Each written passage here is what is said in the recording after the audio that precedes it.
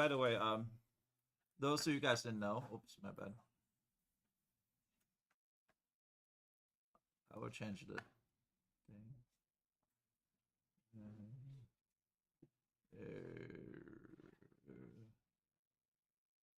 Does that look right? Yeah, that looks right. Okay, let me see. Just make sure.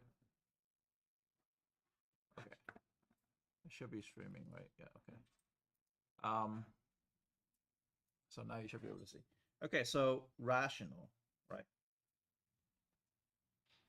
Non-rational number is anything can be in any number can be in fractions, right? What's irrational number? Anybody can tell me what's irrational number?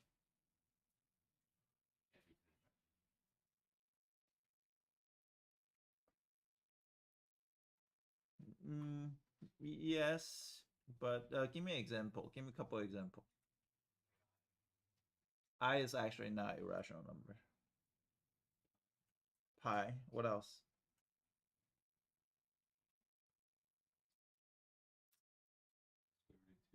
Square root 2. Square root 2 and square root 3. Good. Not square root 4 because square root 4 is a whole number. Square root 5. Yeah. Anything else? Yes? Would the infinities be irrational?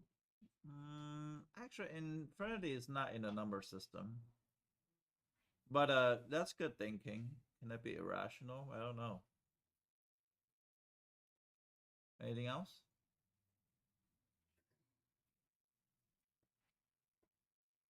You guys know the number Euler's number? So pi equal to 3.14. Euler is equal to 2.712 dot dot dot dot dot dot dot. It's also a non-repeated number. We're gonna talk about Euler's number. But Euler's number is really, really important. Have you guys heard of Euler's equation? Or Euler's formula? No? There's a few different numbers. There are 5 most important number in the world, and they can use those 5 number compose an equation. Do you guys know what's the 5 most important number in the world? Most of you guys know those.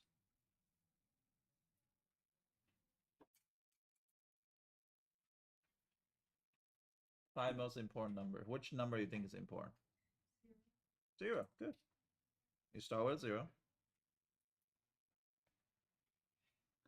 Another number that you can think of. 1. Good. 3 more numbers. That's the most important number. 2 of them is on the board. Yes, Bennett? Pi. Okay, pi. There's 2 more numbers. It's also on the board.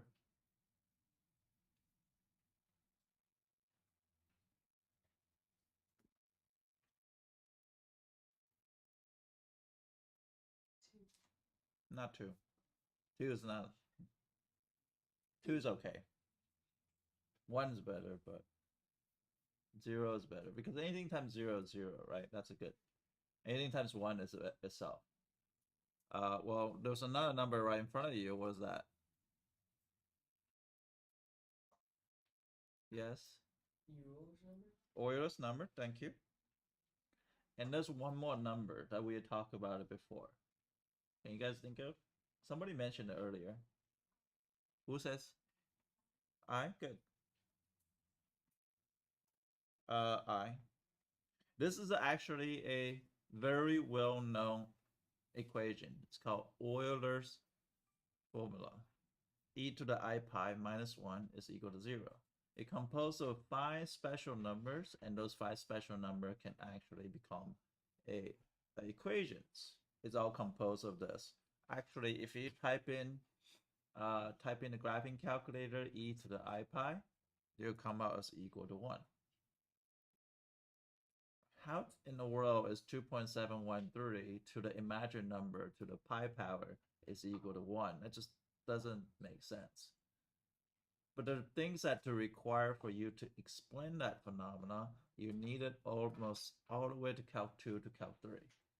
It's actually something I'm not able to explain. But yes, it's true. I've seen the proof. It makes completely sense when I see it, but I don't recall that proof. So I'm not smart enough to show you that proof, but there is actually, if you're interested, if enough knowledge at the end of the year, you should be able to come up with something that is very similar to it. Okay, that's just a beginning. That's even in calculus doesn't teach this. Only in maybe calculus 2, some professor will go through it. Not all the professor. E to the I pi minus 1 is equal to 0. That's a very, very special thing.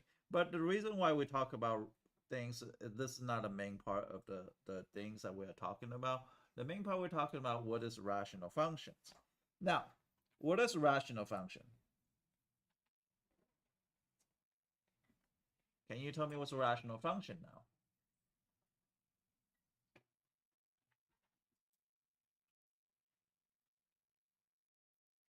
Functions obvious, like y equal to mx plus b, that's a function. X squared, ax squared plus bx plus c is a function. Any type of polynomial, it's a function. Long as they pass vertical line test, it's a function. But what is a rational function? The clue is there. It's in front of you.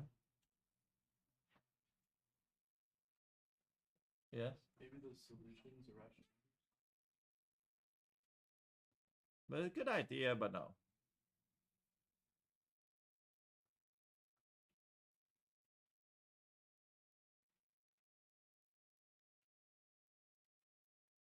You want to see who blinked first?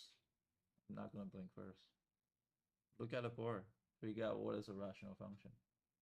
Something's there can help you.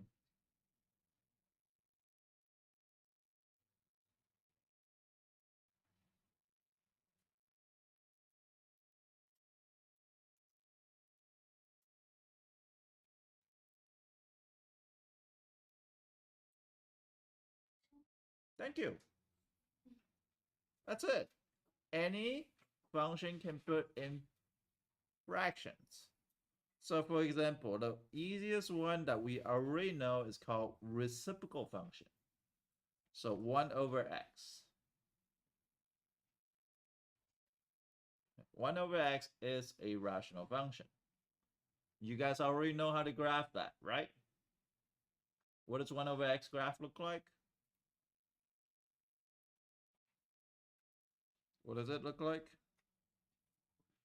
What? Nope. You guys already forgot. You already, after you eat turkey, you get dumber. What? It has asymptote. It has how many asymptote? It was 2 asymptote. So this is not a rational function, but this is a part rational function. This is actually known as a reciprocal functions, but it's a part of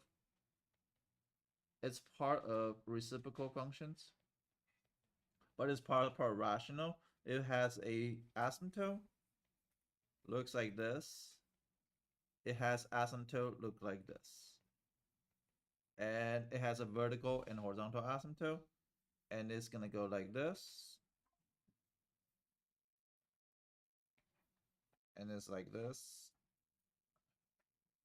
Do you guys remember before the break we talked about this? We talked about transformation of this. It's on the test. And if you guys don't remember, this is a part of rational functions.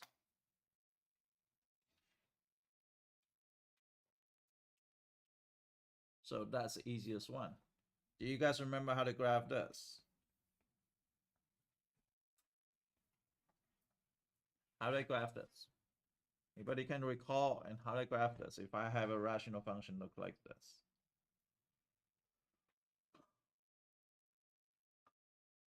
Yes, Brandon.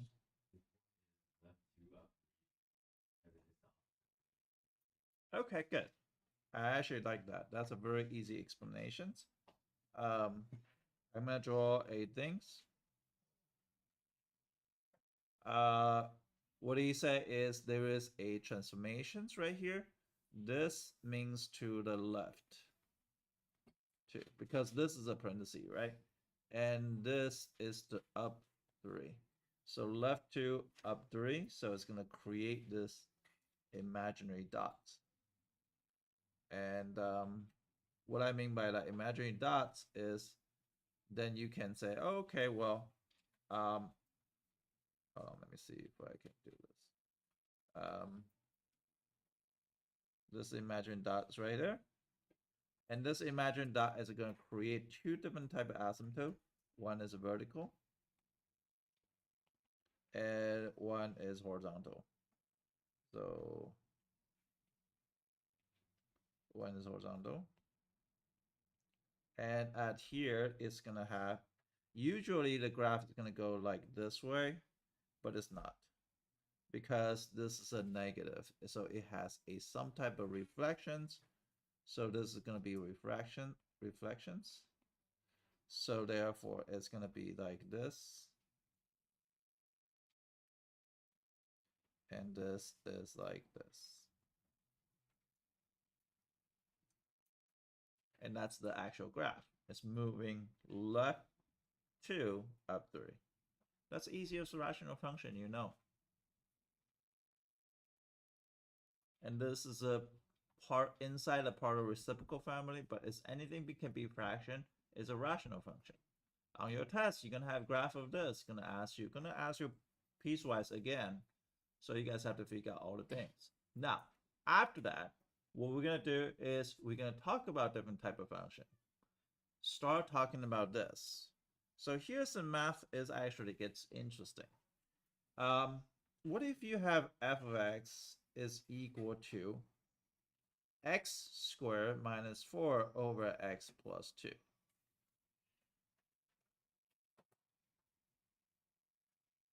Now, without using graphing calculator, can you tell me what this graph look like?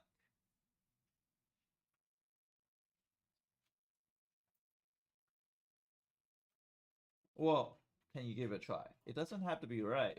I think a lot of you guys are afraid to fail. You have to learn how to fail in order to succeed. So what would you think would this graph look like? Star has some type of imagination, assumptions. That's how science come in play. A lot of people think about math just math. No, math is a science. Math is a language. Math is a lot of things. But you got to start with a hypothesis. Hypothesis of x squared minus 4 over x plus 2. What would you think the graph look like? Without using graphing calculator, what would your graph look like?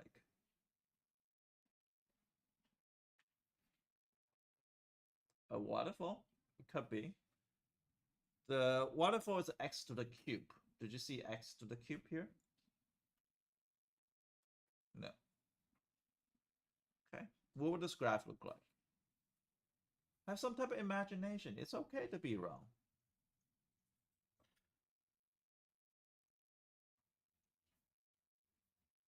Yes. Huh? Move right to? Possibly. Yep. Possibly. But what is moving right to, though?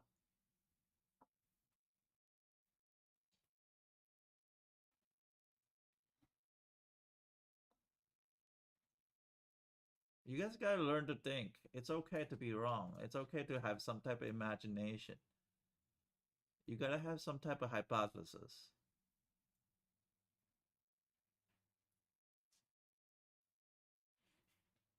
Like Steve Jobs, think about iPod. 10 years ago, it's like iPod. And then some people think of as phone. And hey, let's combine together. It's an iPhone. Yes. Huh? I like that. I like that good thinking. See, that's the thinking that you should think. Don't worry about making mistakes. It is true that you can do difference of square. Maybe you can do some type of manipulations, right? X plus 2, x minus 2 over x plus 2.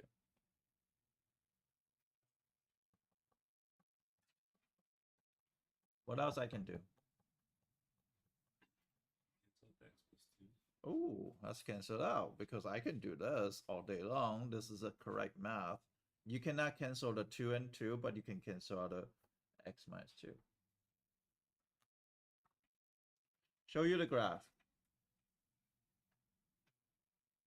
I'm going to show you a couple things. X squared minus 4 divided by x minus 2. It's a straight line. It turns out if you have some type of imagination, some type of things going on, what does that line look like? Well, that line looks like what? X minus 2. It turns out anybody can do this, but you guys are not willing to take a chance. This is what bothers me, is you guys not willing to take a chance on trying different things, trying to think about different things. You are just, I can only teach you so much. You're gonna outgrow me in 1 year or 2 years. I have student in my Calc 2 is already outgrow me. But if you refuse to think about things on your own, you will never outgrow me. You'll be stupider than me, and that's not a good sign. You have to be able to think on your own feet. I'm training you. This is the only class will ask you. Every math teacher will go up there, explain to you how it works. I want you to come out to think of how it works on your own. I want you to fail, but that is a process. I want you to make mistake. You guys are so damn afraid of failure, so damn afraid to be wrong. What's so embarrassed about being wrong?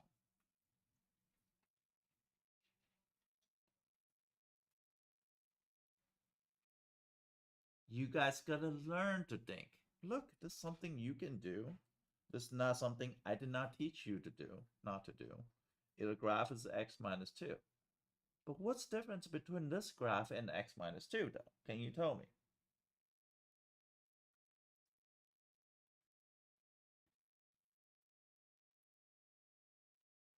Let's just look at this original function.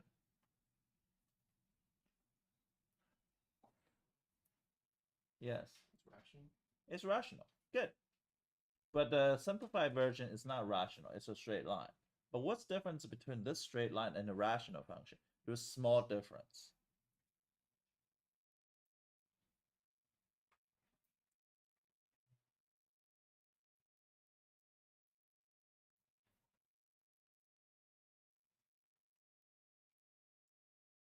Think about any number you want to plug in. Which number you cannot plug in? Yes. -2. Why? Because You get 0 on the bottom. Thank you. 0 on the bottom. So that's called domain. So domain of rational functions is to check if denominator cannot equal to 0. So all you gotta do is set the denominator cannot equal to 0, x cannot equal to -2. What happened when x equal to -2? There is some type of discontinuity. Some type of discontinuity. There was 2 type. Discontinuity, there's 2 type. There is a non-removable discontinuity. There is a removable discontinuity. Have you learned this before? Does anybody ever teach you this before? Non-removable and removable discontinuity? No? Okay, removable discontinuity. I don't know how to spell discontinuity. I just scribble. discontinuity, I think. So removable discontinuity is also known as a hole. It's a hole. Now let's look at this graph. What's the difference between this graph and this graph? X plus 2. What's the difference between those two graphs? There's no difference, right?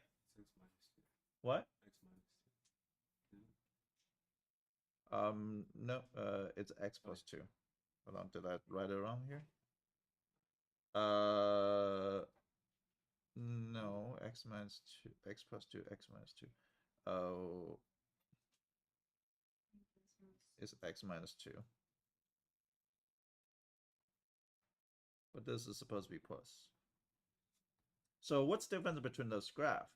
You're going to say, hey, what's the difference between those graphs? You cannot tell, right? But if you go to here and you say, hey, what happened when x is equal to 2? A negative 2. What do they say? Undefined.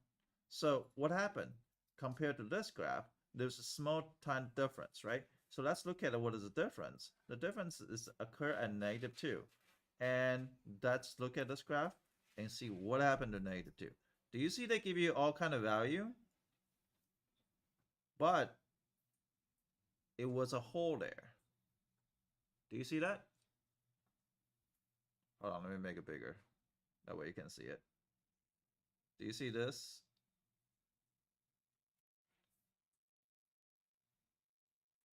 Because x cannot equal to 2. So that's called removal discontinuity. Anything cancel is going to be removal discontinuity. So if you cancel like this, right? So the cancel factor, so write it down, cancel factor is lead to a hole, also known as a removal discontinuity.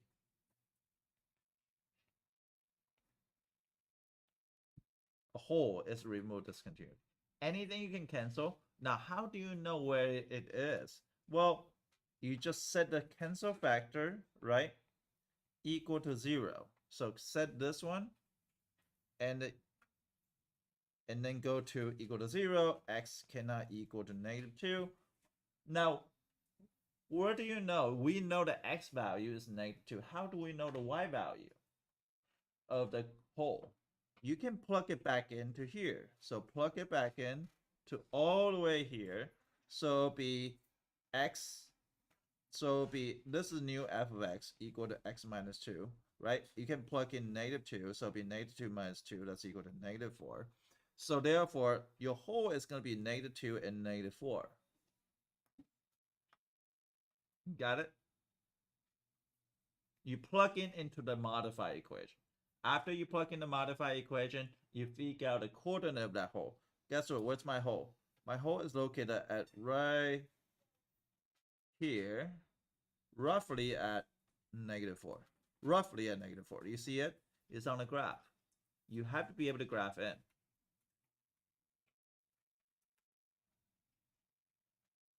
You guys got it? Okay, so let's just say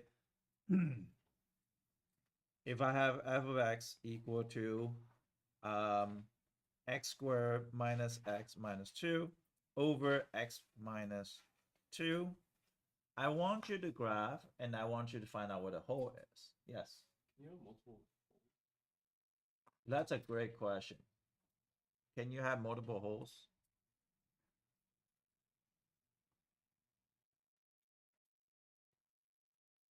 That's some question never been asked before. Let me ask you backwards. Can you create a function that has multiple holes? I think maybe if you put 2 values in the denominator that can't equal to 0. So like if you have parentheses like x minus 2 parentheses x plus 2 in the denominator. And the numerator has to be what?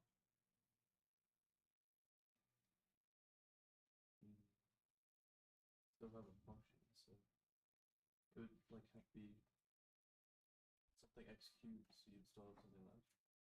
Possibly. So let's see if that's true, right? Well, I actually don't know your question, so we're gonna experiment this. That just say if I create this, right, x plus 2 and x minus 2 and then x plus 3. So technically, I have three things on the top, and then I can have x squared minus 4. So can I have a hole at 2 and -2? Check it out. -2, +2. You can have two holes. Why? Because you cancel out two things. If I do this, what will happen? X minus 2, x minus 2, and then x plus 2. Good job. Actually, that it's a first new question that people have asked me.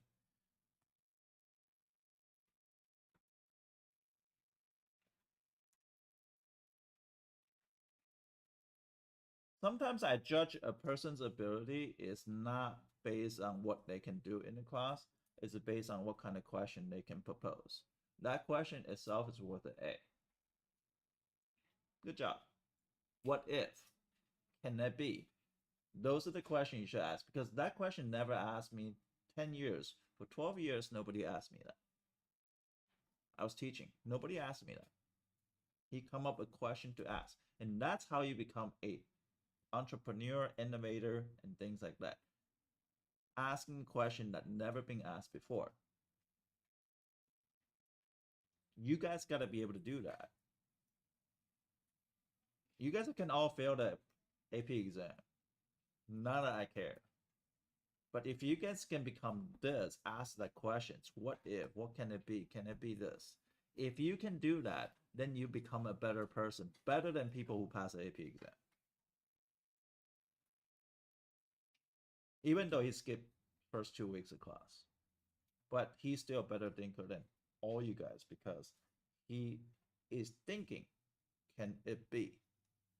It doesn't have to be right. Proposing a question and figure out what if you can answer the questions. That's how you become entrepreneur in the world. How did people come up with the AI? What if this? Can I do this? And now everybody using it to write a paper. Right? Is that bad or good? No, it's not bad or good. It's really depending on how you use it. All right, so good. So let's graph this one. See if you can graph it. Figure out what a hole is too.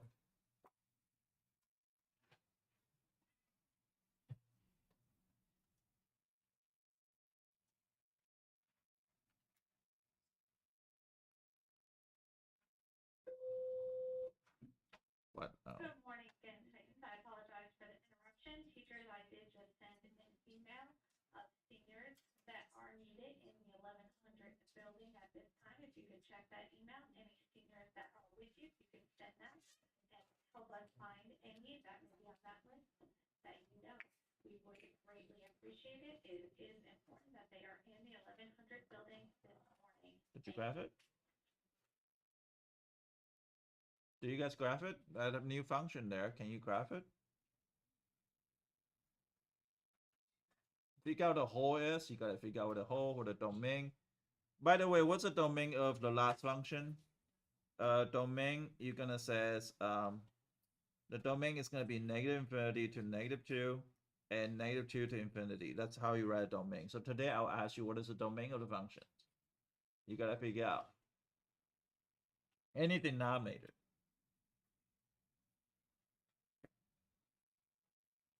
Did you guys graph this? Did you guys graph where the hole is? How do you find where the hole is? Plug in back into the new equation once you find out where the removal is, right?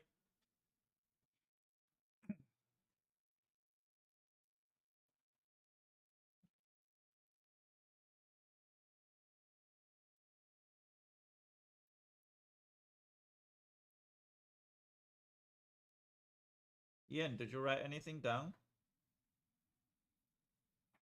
It seems like you didn't. Not just write down, trying to comprehend what's happening. All right. So great.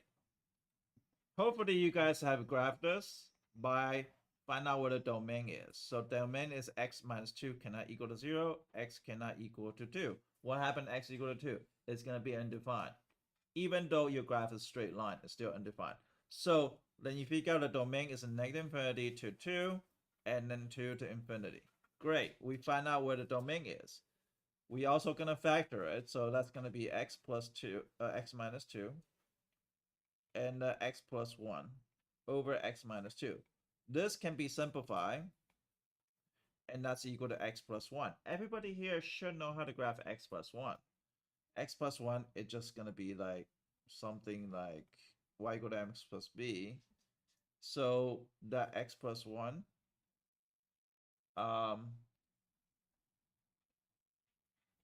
and but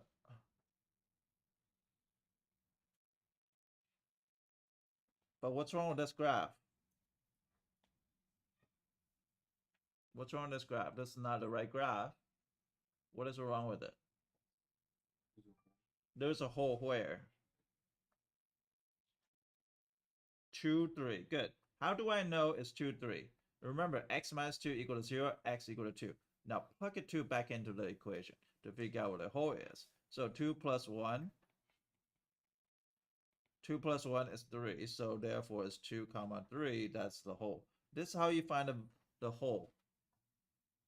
And there's a hole there.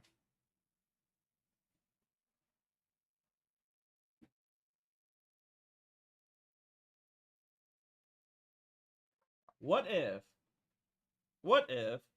I flip this equation just upside down?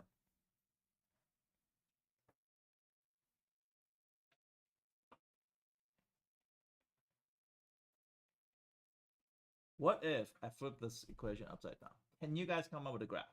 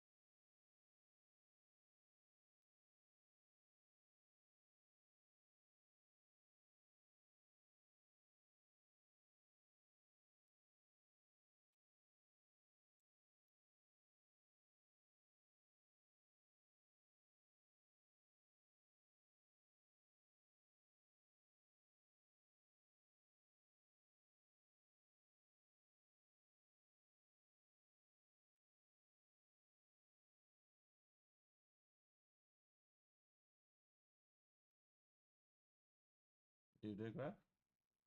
Can I see a graph? No. Good try though. See? Now there's a difference because you graphed it. You fail at it. Before, you didn't even try to fail.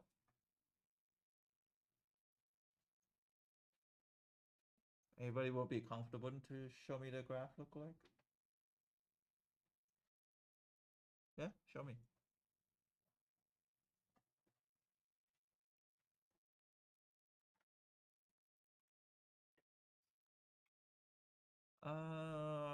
There's something wrong with that graph, but it's good starting.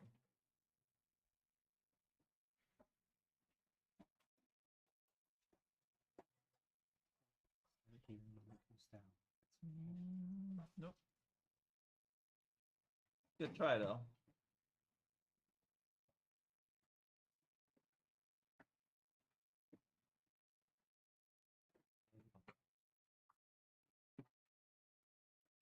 Nope. But a good try. You guys put in good effort right now. It's okay to make mistake. You supposed to make mistake. Graph paper that's this here. The hole's like right here. Okay, good. So Austin say something that, hey, we can actually figure out what the domain of this function is. Domain is x squared minus x minus 2 equal to 0. And that's going to be x minus 2 and x plus 1 equal to 0. X minus 2 equal to 0. X plus 1 equal to 0. Okay, not equal to 0, sorry. So x cannot equal to 2. X cannot equal to negative 1. So therefore, it's going to be negative infinity to -1. Ian, you're falling asleep. You need to stand up. And it's going to be -1 to 2. And then 2 to infinity. So therefore, we figure out what x value cannot equal to f, this two particular value, right? So now only that you cannot equal those two value, you can say, okay, well, not only I cannot equal to this two value, I can actually simplify this. I can say x minus 2 and x minus 2 and x plus 1. Now, the only thing difference about this part is this gonna cancel out. But left with 1 over x plus 1. It's not x plus 1. It's 1 over x plus 1. The problem of Bennett and Austin's graph is wrong shifting. It's supposed to shift where? Left rather than up. Austin says they both shift up. Bennett shift up. Austin shift up, right? So the problem is not shifting up, it's actually shifting which direction? Left. Because x plus 1 is 1 over x plus 1. You guys know how to graph that. 1 over x plus 1, that is going to be left 1 units, and it's going to create an asymptote. And then it's going to have this point here, and it's going to be graphing like this. Now, what Bennett did have, and Austin did have, is this graph, but the wrong transformation. Did you guys have, does anybody have the right transformation? Good. 3 of you guys. Good. But what else there, though? On this thing, on this graph, what else is there? Only Austin mentioned it. Do you guys mention a hole?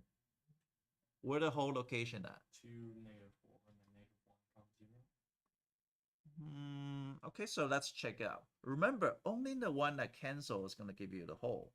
So x minus 2 equal to 0, x equal to 2. Then you got to plug in 2 back in here. So it'll be what? 1 over 2 plus 1.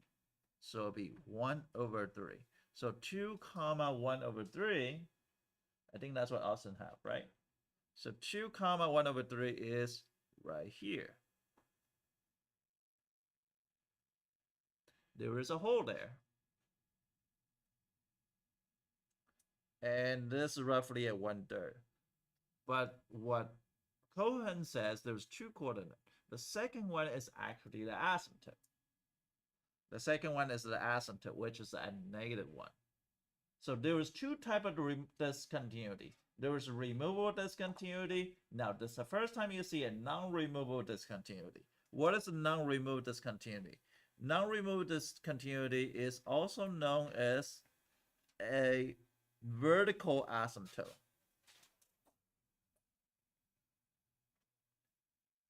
This is the first kind. This is a vertical asymptote.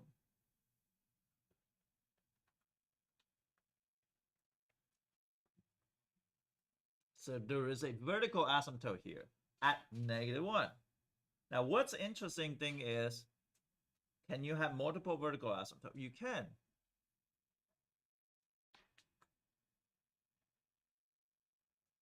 But how they behave on the asymptote, you have to know, right? How they behave. So let's look at this. How do I check out how much time I have? Let me see. How much time I have? 8:10. Okay, I probably cannot tell those too much. Is what happened when limit x approach to 1 on the left side? So do you see this is 1 from the left side? This is a 1. And this is means approaching 1 from the left of f of x here. It's actually, because the graph is going this way, so it's actually going to -infinity. This is how they behave at this particular asymptote. How about limits x approach to 1 from the positive side? What do you think? Positive infinity, because this graph's gonna go this way and go upwards. Astrid, you look like you're confused. Yeah. So this means limit x approach 1 from the left side. It looks like exponent, but it's not exponent. That means 1 from the left. So if I'm approaching 1 from the left, guess what? I'm going to go down like this. And that's going to be negative infinity. Because it's going down. Keep on going down. And this is how they behave on this things. So let's go into here. It's going to be positive infinity. But it's going to, this is going to positive infinity. This is how they behave. So I have vertical asymptote, and I'm also going to tell you how they behave on that vertical asymptote. Yeah. Why is the one that's approaching the left and not? Oh, you're right. It's negative 1. My fault.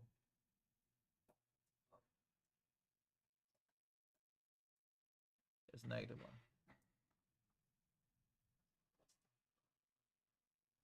Okay, so you learn about 2 things. One is the whole. Whatever you cancel, you set it equal to 0, you find out the x coordinate. Plug into a new equation, you find out the whole. The second thing, whatever left over still have another denominator, then that's your vertical asymptote. Okay, your vertical asymptote. This is the first section of limit section in the Calculus 1 that we are going over when we will begin the year. But yeah, so this is just kind of explain to you how it works. It's just because the leftover is right here. This right here is x plus 1, right? X plus 1 equal to 0, x equal to negative 1. Negative 1 is your vertical asymptote. The leftover denominator equal to 0 is your vertical asymptote. Did I answer your question?